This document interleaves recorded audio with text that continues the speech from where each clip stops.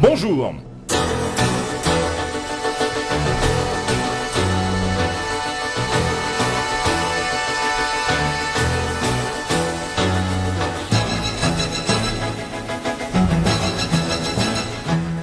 Bonjour à toutes, bonjour à tous, Richard Fadikian pour vous présenter la nouvelle édition du club Ararat TV Dialogue. Un club Ararat TV Dialogue spécial chef d'entreprise aujourd'hui avec deux invités au programme de cette émission. Le premier est un autodidacte, ce que l'on appelle un self-made man, parti de Marseille, sa ville d'origine il y a bien longtemps, avec 3 fois rien en poche. Il avait pour seule ambition de construire sa vie. Cela se fera sur le continent africain, très exactement au Bénin, ancien Dahomey, où il deviendra un homme d'affaires important du pays. Aujourd'hui, président directeur général du groupe Stifteyan, il est propriétaire de l'un des plus grands hypermarchés d'Afrique. Il est également consul honoraire de l'Arménie au Bénin. Marcel Stifteyan, bonjour. Bonjour. Notre deuxième invité est directeur de la société ACF2I, également représentant, EPJ. C'est une entreprise donc marseillaise qui commercialise des standards téléphoniques entièrement fabriqués en Arménie, des standards dotés d'une technologie d'avant-garde. Il nous en parlera dans quelques instants, avec des solutions clés en main pour ses futurs clients. Il s'adresse notamment aux artisans, TPE, PME. Vredj Chilegirian, bonjour. Bonjour.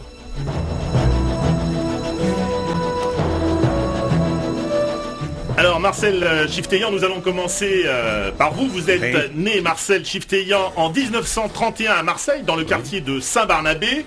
Vous êtes le cadet d'une famille modeste qui comptait 5 garçons. Sur les bancs de l'école, dans la cour de récréation, 2 mots qui ne vous faisaient pas plaisir, Marcel Stifteyan, 2 mots que d'autres gamins vous lançaient à la figure, sale arménien, loin de vous affaiblir, Marcel Stifteyan, cela renforcera votre volonté et votre désir de réussite. Depuis la cour de récréation de votre enfance, quel chemin parcouru? Vous donnez à tous un bien bel exemple d'adaptation. Vous côtoyez aujourd'hui les hommes d'affaires du continent africain et les ministres béninois. À Cotonou, le président de la République du Bénin inaugure en personne votre hypermarché. En effet, au Bénin, l'on ne va pas faire ses courses chez Auchan ou chez Carrefour. Non, pas du tout au Bénin. On va faire ses courses chez Yerevan, nom de la capitale arménienne, que vous avez donné au plus grand hypermarché d'Afrique occidentale. Vous incarnez, Marcel Stifteyan, un modèle de réussite, d'adaptation et de parfaite intégration de la diaspora arménienne. Pour autant, vous n'avez pas oublié d'où vous venez, ni vos parents, ni vos origines arméniennes, ni le long et parfois périlleux chemin que vous avez parcouru. Alors, Marcel Stifteyan, une première question. Durant votre vie, la chance a-t-elle été toujours à vos côtés? Non, pas toujours, non. La chance, il faut travailler pour pouvoir obtenir la chance. Et effectivement, la chance joue un grand rôle chez un individu lorsque il a des déboires et des satisfactions. Il arrive un temps que la chance arrive. Et c'est là qu'il faut profiter de pouvoir garder cette chance et de pouvoir augmenter et travailler dans la puissance des investissements dans le pays où je me trouve. Alors, quand vous étiez jeune, vous étiez tout de même un peu en révolte. À l'armée, vous irez jusqu'à donner un coup de poing à un capitaine qui vous avait traité de mauvais français, je crois. Cela vous vaudra d'ailleurs quelques mois de détention dans une prison militaire. Alors ce côté révolte vous a un peu servi dans la vie, Marcel?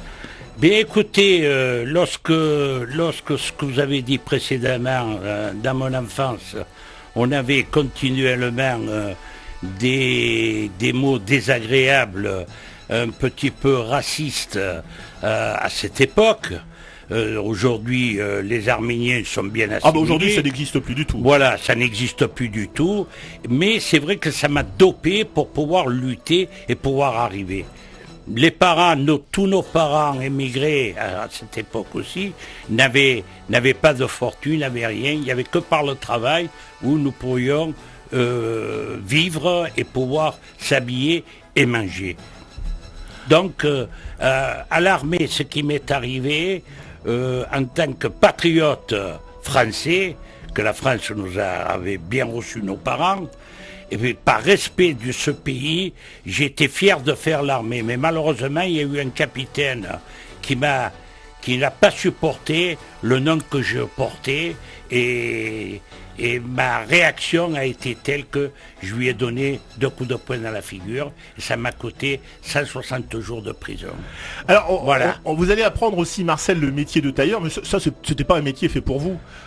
Vous ne vouliez pas devenir tailleur, pas du tout. Non, on était, du fait que nous étions 5 frères, mon pauvre père nous obligeait à apprendre ce métier pour pouvoir travailler et surtout gagner sa vie. La peur de nos parents était que sans métier, on était à la dérive.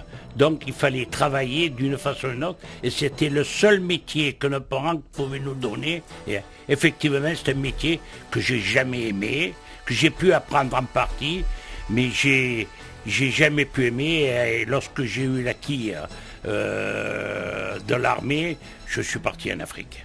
Alors pourquoi l'Afrique, Marcel Chifteyan? C'est à cause de Johnny Weissmuller et les films de Tarzan? Non, c'est vrai qu'il y avait 2 choses. D'abord, j'ai été, si vous voulez, un petit peu... j'ai écouté certains engagés de l'armée française lorsque j'étais en tôle, qui revenaient d'Indochine et qui repartaient en Afrique. Et c'est vrai qu'ils m'ont dit l'avenir c'était l'Afrique. Alors ils m'ont un peu bourré le crâne. Et deuxièmement, c'est vrai que l'Afrique... également à cette époque, il y avait des films de Johnny Weissmuller, le Tarzan avec Jeanne et Cheetah le singe. Ça m'a donné beaucoup d'idées dans l'espoir de les trouver une fois les pieds mis en Afrique. Malheureusement, j'ai rien trouvé de tout ça. Alors, j'ai trouvé que de la haine. Oui, parce que ça se passe pas très bien quand vous débarquez en Afrique. Vous débarquez d'abord à Abidjan, en Côte d'Ivoire. Oui. Et là, c'est plutôt glacial comme accueil. Hein. Alors, ce sont les gens, les Blancs, en fait, qui vont vous rejeter. Non, ça n'a pas été en Côte d'Ivoire. En Côte d'Ivoire, on m'a exploité. Certaines entreprises m'ont utilisé dans le sens que j'ai développé certaines petites affaires sans pouvoir me payer le mois de travail que j'effectuais.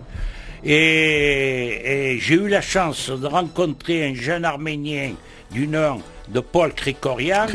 Krikorian. Et ça va faire basculer votre vie. Et à partir de là, ça m'a basculé ma vie parce qu'il m'a donné un peu des sous. J'ai pris un billet sur le Dahomey puisqu'il revenait du Dahomey, que c'était son père était un grand confectionneur de vêtements qui était en tournée lui-même en Afrique et il m'a dit voilà, prends un peu d'argent et va au Dahomey, j'en reviens, tu auras ton avenir là-bas. Et effectivement, il avait raison. Alors il y a eu un autre tournant dans votre vie aussi, Marcel Chifteyan. Il y a une autre rencontre qui se produit au Dahomey avec un Arménien, un certain Kassardjian, qui représentait les peintures astrales pour l'Afrique. Ah oui. Mais ça, c'est venu après. Non, mais j'en reviens là tout à l'heure, ce qu'on m'avait dit. J'ai été rejeté par mes compatriotes au Dahomey. C'était l'ère coloniale, effectivement. C'était des grandes familles coloniales de ce passé aussi. Il était très dur pour moi de pouvoir travailler pour ces gens-là. J'ai erré un petit peu pour pouvoir essayer de gagner 4 sous et pouvoir vivre. C'est ce que j'ai fait. J'ai été accueilli par une maman dahoméenne qui a été presque une mère pour moi. Et grâce à elle, j'ai pu apprendre beaucoup de choses. J'ai pu survivre et par la suite, tout m'a souri. Par le travail et l'honnêteté. Marcel Chifteyan, c'est en 72 que vous allez construire l'usine de peinture Sobepec à Cotonou, la première de l'Afrique de l'Ouest, qui emploiera très vite des salariés béninois et européens. Oui. Alors, c'est un petit peu, lorsque j'ai commencé à importer de la peinture fabriquée à Dakar, il y avait un nommé qui était sous-directeur à ce temps-là, qui s'appelait Gabriel Kassardjian, et qui a fait une tournée au Bénin, enfin au Dahomey à ce temps-là, Et il a apprécié le travail que je faisais et m'a commencé à exporter sur le Dahomey ce que je pouvais commercialiser, faire les démarches et autres, grâce à la confiance qui m'a fait cet homme, qui est devenu par la suite un grand frère pour moi, et on a développé la peinture en investissant, j'ai investi à ce moment-là une usine de peinture sous licence Astral, aujourd'hui AkzoNobel. Voilà, et cette personne est morte il y a 3 ans. J'ai eu énormément de peine parce que nous étions très liés dans les affaires. Alors en 93, avec votre fils Jean-Luc, vous allez construire la Casa del Papa. C'est un complexe hôtelier qui se trouve donc, qui donne directement sur dans les alentours de Cotonou, c'est ça? Oui, alors c'est à 40 km de Cotonou. La ville proche est Ouida. C'est un complexe hôtelier de ce genre Club Med, qui est magnifique, sur 12 hectares. Alors d'un côté vous avez la mer, la plage, l'océan, et de l'autre côté vous avez les palutuviers, la lagune et autres. Et c'est un complexe où les villas, ce sont des systèmes villas sur pilotis qui servent de chambre à coucher, restauration, quad, jet, tennis, etc., etc. Et nous mangeons très très très bien. Voilà. Un petit mot, Marcel Chifteyan, sur... Oui, un petit mot aussi sur l'hypermarché Yerevan. Alors. Parlez-nous-en assez rapidement de cet hypermarché. Comment l'idée de construire un supermarché est-elle née? Alors nous étions déjà à travers la société Matériaux Bénin, qui ne vendait plus de matériaux, mais qui était devenu un agent exclusif des importations des plus grandes marques françaises, telles que Unilever, Henkel, Reckitt Coleman, L'Oréal, Nivea, dans les spiritueux, le Ricard, le groupe Castel, etc., etc. Et il fallait, pour pouvoir se développer davantage, il fallait construire un hypermarché. Et grâce aux 3 enfants que j'ai eus avec ma femme, qu'aujourd'hui ce sont quand même des chefs d'entreprise, et qu'avec ce courage et la volonté, ça m'a permis de construire cet hypermarché. Voilà, pour moi ça a été le bâton de maréchal. Voilà. Alors, quand vous regardez, Marcel Chifteyan, le trajet parcouru de Saint-Barnabé à l'hypermarché Yerevan, ouvert déjà depuis plus d'1 an, je crois, quel enseignement tirez-vous? Qu'est-ce que la vie vous aura appris?